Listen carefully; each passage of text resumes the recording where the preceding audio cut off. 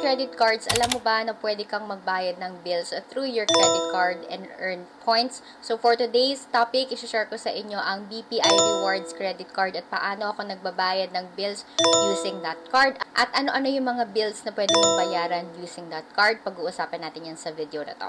Hello mga kaola, this is Trixie and I usually talk about personal finance. And for today's video, let's discuss a BPI Rewards credit card. Sa ito, sa mga nasabi ko na, ang BPI ang isa sa pinaka-paborito kong credit card dahil napaka-convenient niya at ang daming merchant na kapartner siya. Tuturuan kita kung paano nga bang magbayad ng bills using your BPI credit card.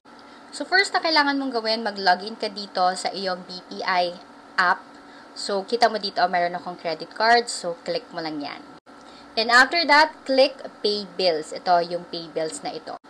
Once you click Pay Bills, ayan, makikita nyo din yung mga madalas kong binabayaran dito sa credit card na ito, no? So, kung wala pa kayong ganyan, click Search Biller. So, again, pag kinlik nyo yung Search Billers, meron ako mga favorites dito at ito yung mga madalas ko ding binabayaran dito sa BPI credit card. So, ito yung mga pwede nyong bayaran dito sa BPI credit card nyo. Search nyo lang yung billers. Ayan. Click nyo yung billers na yan. And then, makikita nyo na dito yung mga option, no? So, ito yung mga common. First, syempre, yung Meralco. Meron sila dito. Alam mo naman, Pilipino tayo. Lagi tayo nagbabayad ng electricity. Kung ang service provider naman ng iyong tubig ay Maynilad, meron din sila dito. And, of course, internet naman. Meron silang Converge at meron din silang Globe. So, ayan, madami kayong option na pwede nyong pagpilian. And then, meron din sila ditong mga insurance, no?